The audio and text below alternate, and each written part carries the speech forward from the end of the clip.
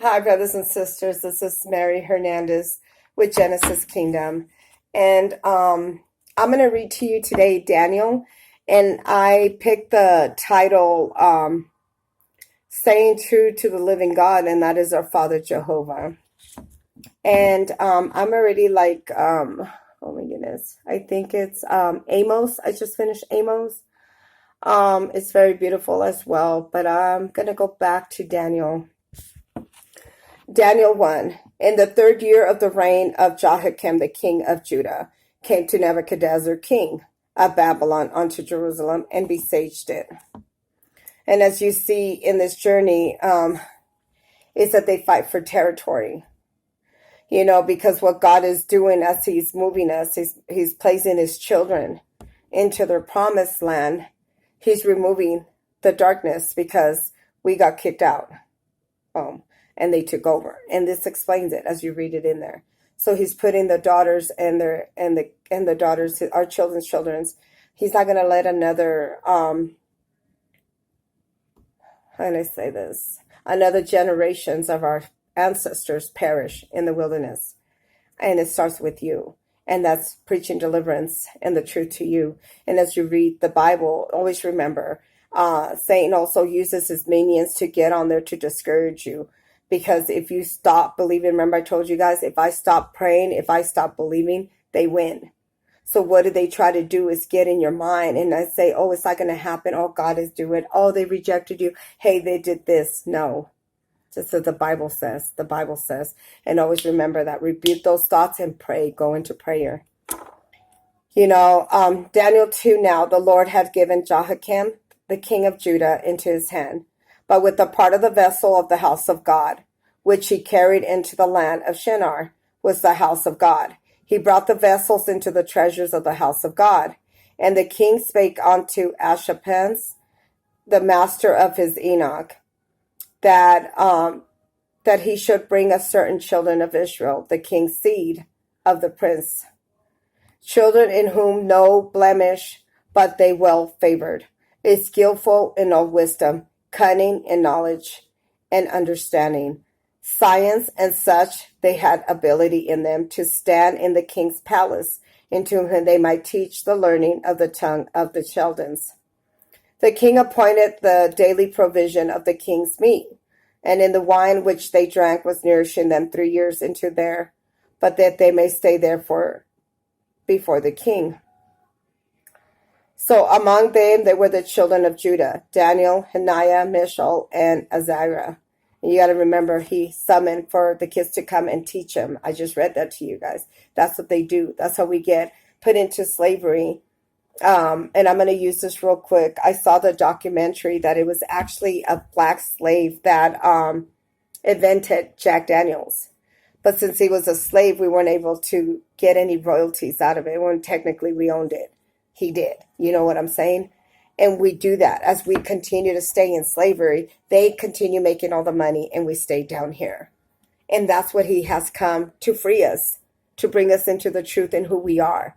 And setting liberty to this world as well, not just his children. And it tells you on here, you know, they would get people from over here, hey, come and teach us this, because they didn't know. They didn't know. You're highly anointed and you're beyond smart. But life has tarnished us down and we forgot. We forgot who we were. And this is just the awakening, not just to his children, but to this world. And it's the truth. Always remember, the Bible says, let him mock, let him laugh, because at the end of the day, it's you. You're the chosen vessel. You were the kings. You were the queens that were chosen. And we're going to get it. He's doing it. Just be patient. Don't stop believing. You stop believing. You stop having faith. They win. And that's what they want. That's why they use those minions to get on there and say stuff so you get discouraged and be like, oh, be patient. It says, in due season, I will bring it to pass. And I read that to you several times in the Bible. Now among these were the children of Judah, Daniel, Hananiah, Mishael, and Azariah, unto whom the prince of Enoch gave names for, and they gave unto Daniel the name of Belteshazzar, and Hananiah, and Shadrach to Mishael, and Meshach, and Azariah was Abednego. They changed their names to nicknames. But Daniel's purpose is in the heart that he would not defile himself with a portion of the king's meat, nor with the wine which he drank. Therefore he requested for the prince of eunuchs that he may not defile himself. That he decided, they're throwing women at him, everything. He said, I am not going to drink that wine. He said, I am not going to go sin. So Daniel was firm. You read them, then 3 kids were amazing. Amazing. They never bowed down to other idols. Now, God had brought Daniel in favor of tender love with the prince of the eunuchs.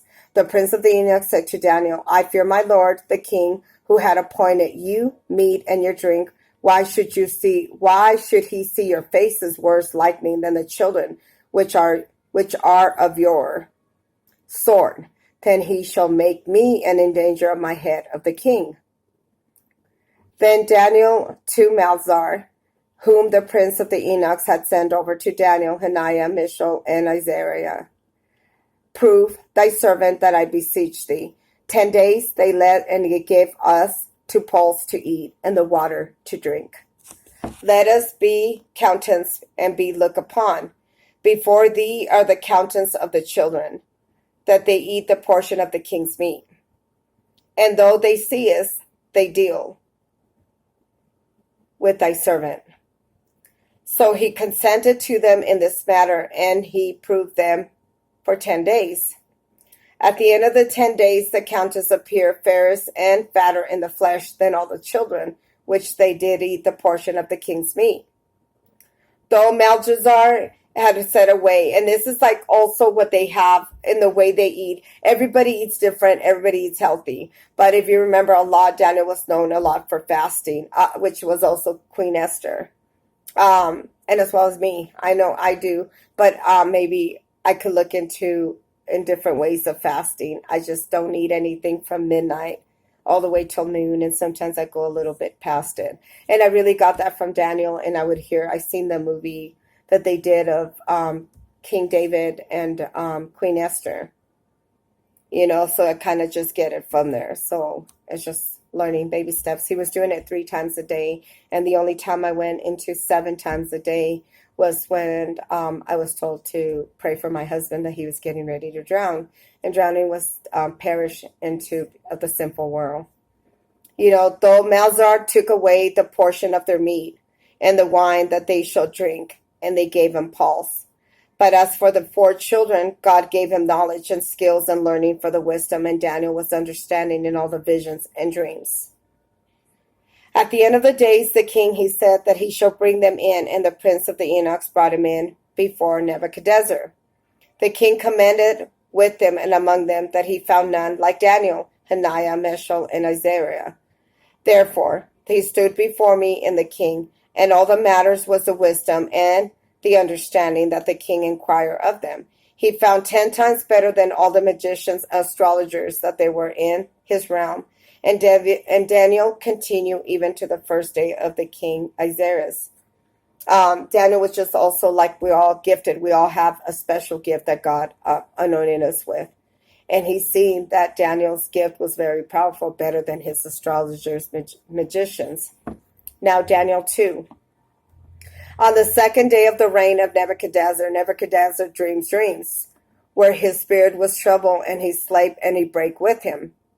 The king commanded to call the magicians, the astrologers, and the sorcerers, and the Chaldeans, for they showed the king of the dreams. So they came, and they stood before the king. The king said unto them, I dream a dream, and my spirit had trouble to know the dream. Then they spake to Chaldeans and to the king of Syriac, O king, this is live forever, and tell thy servant thy dream, that it will show the interpretation. The king answered, and he said to the Chaldeans, this thing has gone from me, and you will not make known unto me the dream with the interpretation thereof. And you shall be cut off to pieces into your house, that you shall make dunghill.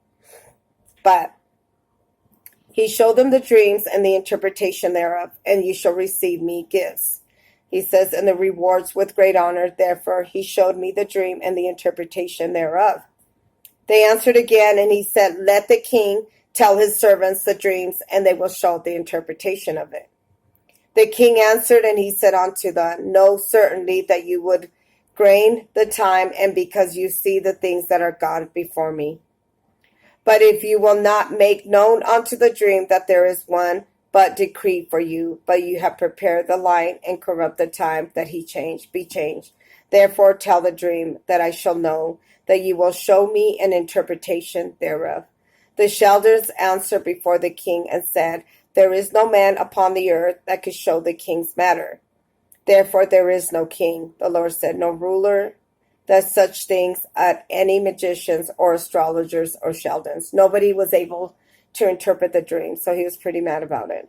But it is a rare thing that the king required that there is none other that he could show it before them for the king except the gods who were dwelling not with the flesh, which means Shadrach, Meshach, and Abednego, which was Daniel, Judah's sons. In this cause the king was angry and very furious, and commanded to destroy all the wise men of Babylon. So he was mad because they couldn't interpret it. The decree went out forth for the wise men that they should be slain. They sought Daniel and his fellows to be slain. Daniel answered with the counsel and the wisdom of Arioch, the captain of the king's guard, which was gone forth to slay the wisdom of men of Babylon. He answered and he said unto them, Arioch, the king captain, why is the decree so hasty for the kings of Arioch made the thing known to Daniel? Then Daniel went in, and he desired the king that he would give him his time, but that he would show the king interpretation. Then Daniel went into his house, and he made the king known unto Hananiah, Mishael, and Azariah, which is the real names, but then they change it to Shadrach, Meshach, and Abednego, his companions, that they would desire the mercy of God of heaven concerning the secret, that Daniel and his fellows shall not perish, but with rest of the wise men of Babylon. That the secret revealed in Daniel in the night vision, and Daniel blessed of God in heaven. Daniel answered and he said, Blessed be the name of God forever and ever, and the wisdom and that might are his. That he changeth the times and the seasons, that he removed the kings that sat it upon the kings. That he giveth wisdom unto the wise, and knowledge to them, and no understanding. He revealed the deep and the secrets, and he knoweth what it is darkness, and the light that dwelleth in him. It says, I thank thee and praise thee, O thou God my fathers, that had given me wisdom, that he may have known unto me that we desire thee, for thou hast now made known unto the king's matter. Therefore Daniel went in and unto Arioch, and whom the king had ordained, and destroyed the wise men in Babylon. But he went in and he said unto him, Destroy not the wise men of Babylon, but bring me before the king, that I will show unto the king the interpretation. Then Arioch brought in Daniel before the king in haste, and he said, Those said unto him, I have found a man with captives of Judah, who are captives, that they will make known unto the king the interpretation. If you guys remember real quick, I'm in Daniel 2. I'm going to start off at 26. If you guys remember real quick, when you read the story of Joseph, you know how his brothers have sold him. If you remember the time that he came, that his father Jacob was getting ready to die, that his father had asked him, please don't bury me there, but bury me. I think it was in Canaan, that he had asked his son, like, do not bury me in Egypt. I don't want to be buried there. You know, and if you remember the story in the Bible, that is talks about when he asked Pharaoh, hey, can I have permission? You could send me with some of your men to go bury my father in Canaan, and he let him go. You read this right here, that we were captives. We've been captives, our generations to generations to generations. Some of us, if we don't function or are good for anything to them, then we perish.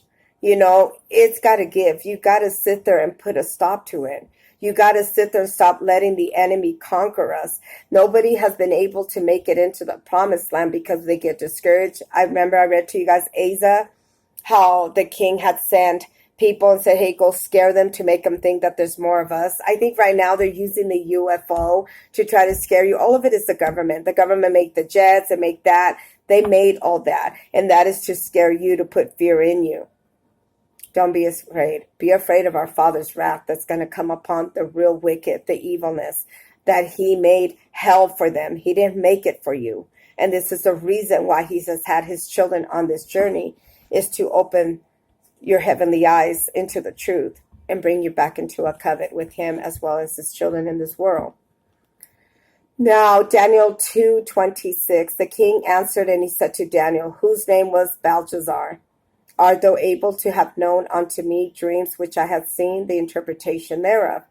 Daniel answered and he said, the presence of the king, and he said, the secret in which the king had demanded cannot be wise men. The astrologers, the magicians, and the soothsayers showed unto the king.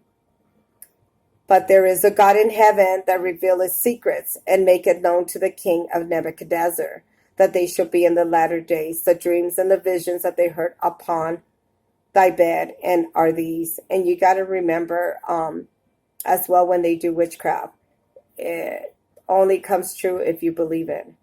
You know, you might see things that look so real that are right there, but I said, I bind you and rebuke you back to the pits of hell. Return to sender 100 times full by the blood of our King Jesus Christ. And that stuff goes right back to them 100 times full. Bind it and rebuke it back to the pits of hell where it came from. You know. Now, as for thee, O king, thy thoughts come into my mind upon thy bed, and they shall come and pass hereafter. But that he that revealeth secret make known unto thee, and they shall come to pass. But as for me, the secret is revealed to me far from any wisdom that I have more than the living, but for the sakes that they should be known interpretation of the king. And thou mightest know the thoughts of thy heart. Thou, O king, sawest, and behold the great image of whose brightness was excellent, who stood before thee, and the form thereof was terrible. It says this image was a head of the fine gold. His breast and his arms were silver. His belly was his thighs of brass. His legs of iron, his feet apart from iron were a part of clay. He said, thou sawest until the stone was cut down without hands, which smote the image upon his feet, and the iron of the clay, that they break them into pieces. Was the iron of clay, the brass of silver, and the golden broken pieces together, that it became like a shaft of the summer threshing floors. The wind carried them away, with no place was found for them. The stone that smote the image became a great mountain and filled with the whole earth. The dream that we will tell the interpretation thereof is before the king. Thou, O king, art thou the king of the kings, from the God of heaven, had given the kingdom and power and strength and glory.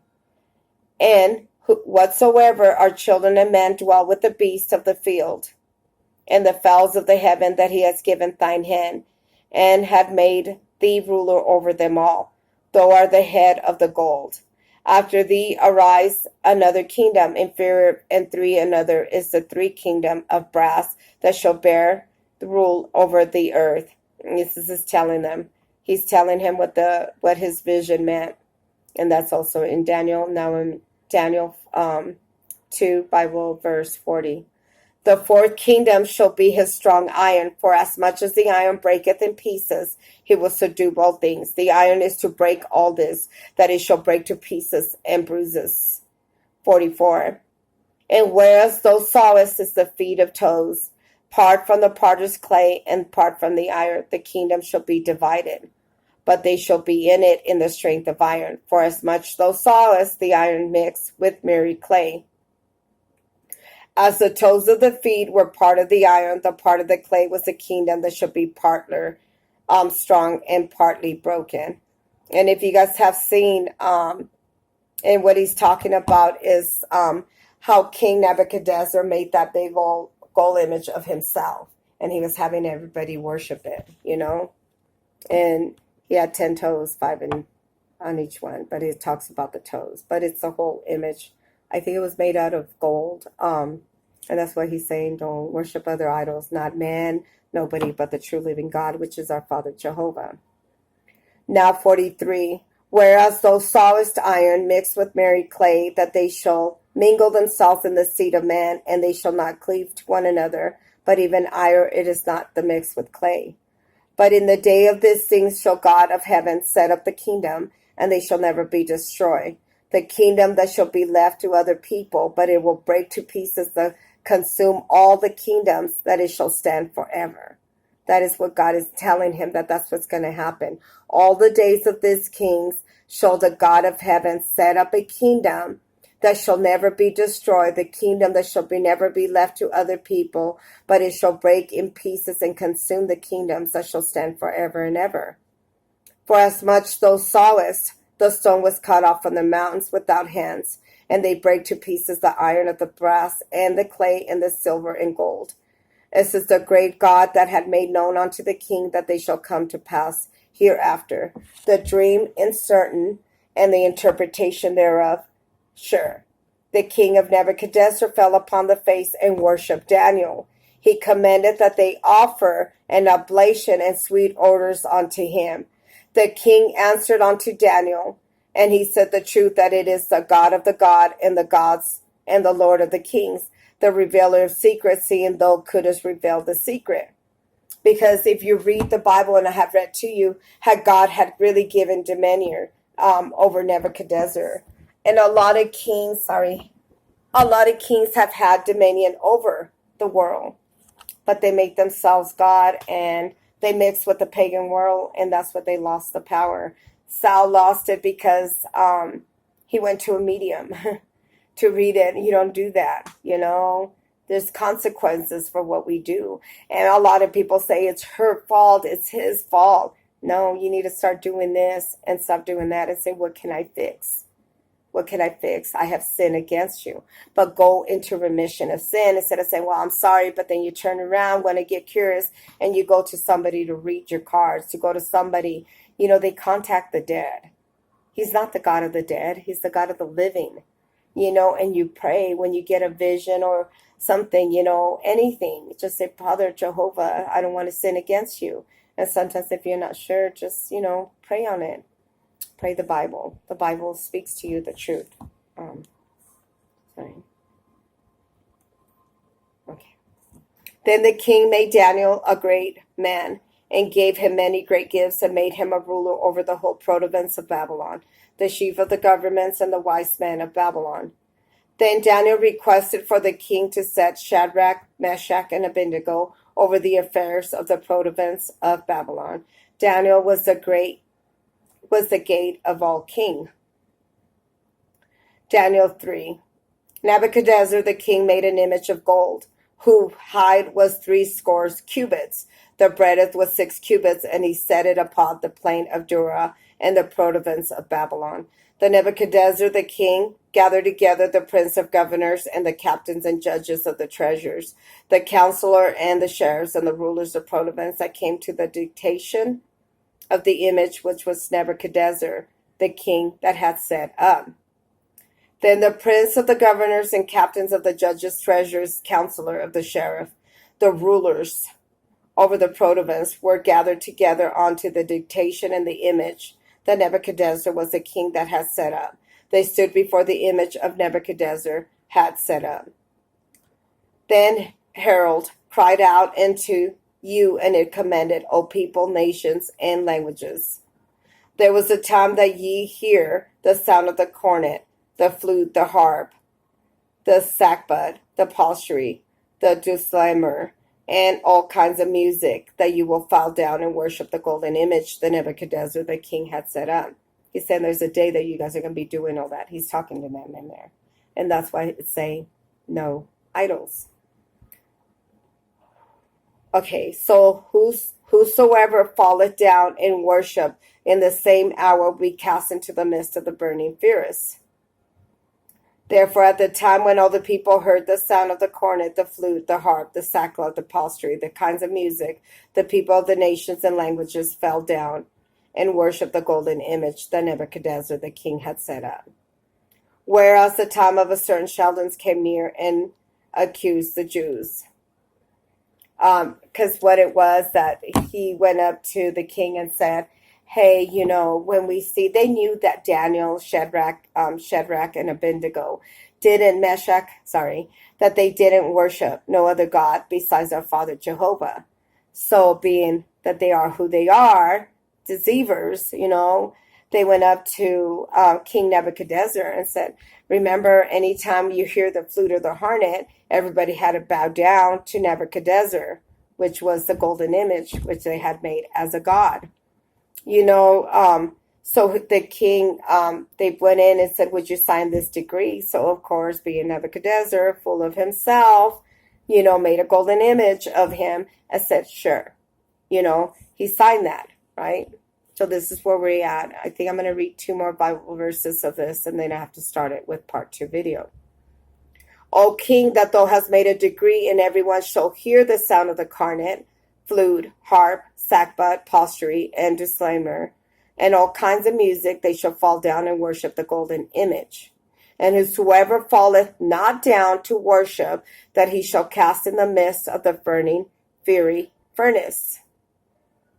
So they knew, and they were jealous of Shadrach, Meshach, and Abednego, Judah's sons, because they were able to interpret that dream. He showed him favor, Nebuchadnezzar. But if you remember, when you serve the true living God, he will show you favored in the midst of your enemies. He did it for me, I'm telling you.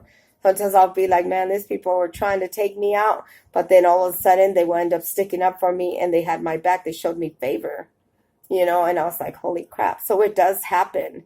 When you serve the true living God, he's with you. But if you're worshiping idols and doing whatever, trust me, in the midst of that storm, he will calm that storm, and that is basically, those people were pissed because they were showing favor to them. So that's what they said, well, sign this decree if they do that. Why? Because they knew that Daniel and them did not bow down to no other God. So they said, sign this decree. So the king, of course, he's like, okay, I will do that. So he said, there are certain Jews in whom thou hast set over the affairs of province of Babylon, Shadrach, Meshach, and Abednego. And Abednego, he goes, the man of, O king, has not regarded thee. They serve not thy gods, nor worship the golden image thou hast set up. So I'm going to shut it down right here because I believe it has like maybe 2.5 minutes. But I'm going to go from here into the story. And I just thought it was something to kind of like let you know, just to kind of point out in how the Bible speaks to us and how to stay still in the midst of a storm. And when you're true to our Father Jehovah, he's true to you. And even when you're at your darkest moment, he will pull you out of that rut. But he's telling you, he's sending somebody to pretty much nudge you and be like, hey, wake up. The way he nudged me is the way that I'm doing. It's just to point out what he's saying as far as what we will. And you stay true to him until whatever comes across you, and he will see you through it. So I'm going to do part 2 video, and we'll see you here soon. Shalom, shalom.